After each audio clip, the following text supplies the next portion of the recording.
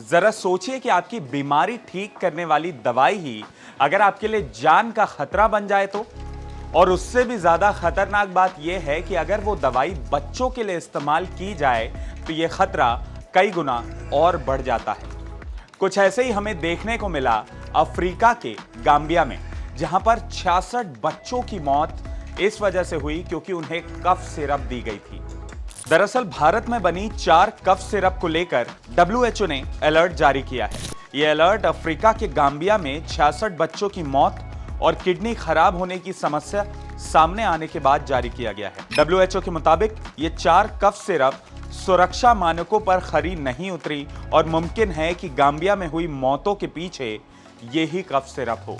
WHO का कहना है कि ये कोल्ड और कफ सिरप अभी तक गाम्बिया में ही पाए गए हैं, लेकिन इनफॉर्मल मार्केट के जरिए इनके दूसरे देशों में भी पहुंचने की संभावना है। WHO ने इन कफ सिरप पर तुरंत रोक लगाने की सलाह दी है। WHO ने जिन 4 कफ सिरप को असुरक्षित बताया है उन्हें भारत की मेड इन फार्मास्यूटिकल्स ने बनाया है। ये कंपनी हरियाणा की है और इसका कॉर्पोरेट ऑफिस दिल्ली में स्थित है।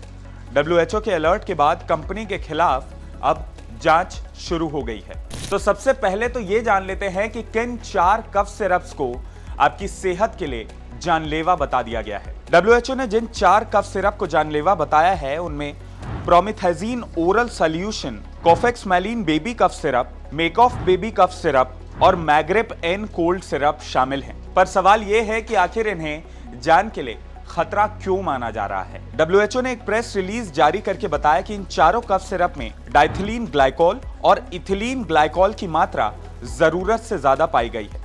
डाइथिलीन ग्लाइकोल और इथिलीन ग्लाइकोल इंसानों के लिए जहरीला होता है और घातक हो सकता है। इसकी वजह से पेट दर्द, उल्टी, दस्त, पेशाब करने में दिक्कत, मानसिक स्थिति में बदलाव और गंभीर किडनी इंजरी हो सकती है, जिस कारण से इंसान की मौत भी हो सकती है। WHO ने बताया कि इन चारों कफ सिरप को तब तक असुरक्षित माना जाना चाहिए जब तक भारत की रेगुलेटरी अथॉरिटी इनका एनालिसिस नहीं कर लेती।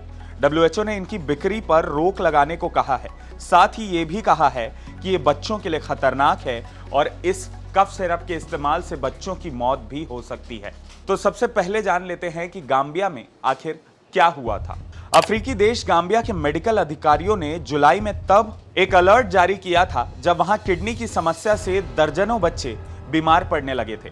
कुछ बच्चों की मौत भी हो चुकी थी। अब तक वहां 66 बच्चों की मौत हो चुकी है। इन सारी मौतों में एक सा ही पैटर्न सामने आया है और वो ये है कि इन सारे बच्चों की उम्र 5 साल से कम थी और ये कफ सिरप लेने के 3 से 5 दिन के बाद बीमार हो रहे थे। रिपोर्ट्स के मुताबिक गाम्बिया की हेल्थ सर्विस के डायरेक्टर मुस्तफा बिटाये ने बताया कि हाल के हफ्तों में मौतों की संख्या में कमी आई है और मेडन फार्मास्यूटिकल के प्रोडक्ट्स पर पूरी तरह से बैन लगा दिया गया है, लेकिन अब भी प्राइवेट अस्पतालों और क्लिनिक में ये बिक रही है। तो अब जानना जरूरी है कि मेडन फार्मास्यूटिकल्स का आखिर इतिहास क्या रहा है। कंपनी की वेबसाइट पर मौजूद जानकारी के मुताबिक मेडन फार्मास्यूटिकल्स 1990 में शुरू हुई थी। हरियाणा में इसकी 3 मैन्युफैक्चरिंग प्लांट है, जबकि इसका कॉर्पोरेट ऑफिस दिल्ली के पीतमपुरा में नेताजी सुभाष पैलेस में स्थित है। यह company tablet, capsule, liquid syrup, liquid injection, injection के लिए पाउडर, क्रीम और जेल वगैरह बनाती है। कंपनी हर महीने 10 करोड़ टैबलेट और 22 लाख लीटर सिरप का उत्पादन करती है। WHO के अलर्ट के बाद यह सामने आया है कि कंपनी का नियमों और मानकों का उल्लंघन करने का एक बहुत पुराना इतिहास रहा है। केंद्र सरकार का कहना है कि कंपनी को इन 4 कफ सिरप को गाम्बिया में निर्यात और बिक्री के लिए राज्य के ड्रग रेगुलेटर ने ही लाइसेंस दिया था। पिछली रिपोर्ट से यह भी पता चलता है कि कई राज्यों में कंपनी क्वालिटी कंट्रोल स्टैंडर्ड का उल्लंघन करती आई है, लेकिन इसके बावजूद अधिकारी इसे हरी झंडी दिखाते रहे हैं। सेंट पीटर्सबर्ग स्थित public health activist Dinesh Thakur ने ट्विटर पर भारत के central drugs standard control organisation यानी CDSCO और WHO के कामकाज और प्री क्वालिफिकेशन प्रक्रिया पर कई गंभीर सवाल उठाए हैं। दिनेश ठाकुर ने ट्वीट किया कि आमतौर पर CDSCO स्टेट ड्रग कंट्रोलर को पैसा देता है जो दवाओं की मैन्युफैक्चरिंग के लिए लाइसेंस देता है, जबकि मेडन फार्मास्यूटिकल्स को CDSCO के COPP यानी सर्टिफिकेट ऑफ फार्मास्यूटिकल प्रोडक्ट प्रक्रिया के जरिए सर्टिफाइड किया गया था। COPP सर्टिफिकेट से विदेशों में खरीदारों को पता चलता है कि भारत के CDSCO ने दवा का निरीक्षण किया है।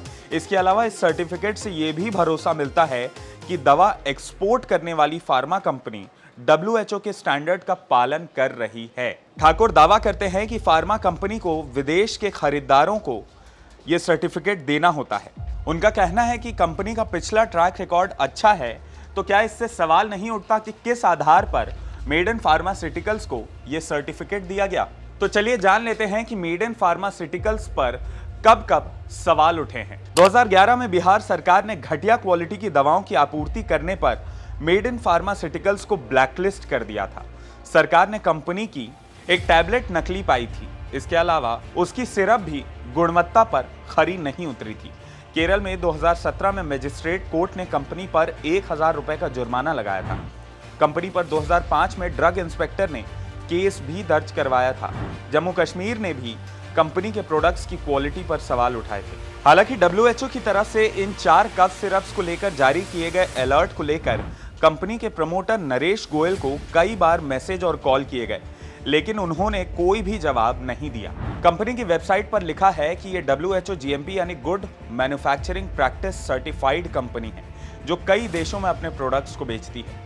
वेबसाइट पर दावा किया गया है कि WHO GMP सर्टिफिकेट अंतर्राष्ट्रीय बाजार में विश्वसनीयता रखता है और कंपनी को दवा निर्यात करने के लिए दूसरे देशों के साथ समझौते करने की अनुमति देता है। लेकिन इन सब के बीच सबसे बड़ा सवाल ये उठता है कि भारत में बनाई जा रही इन कफ सिरप्स के बाद जो ये मौतें हुई है, उससे भारत की छवि पर कितना असर पड़ने वाला है।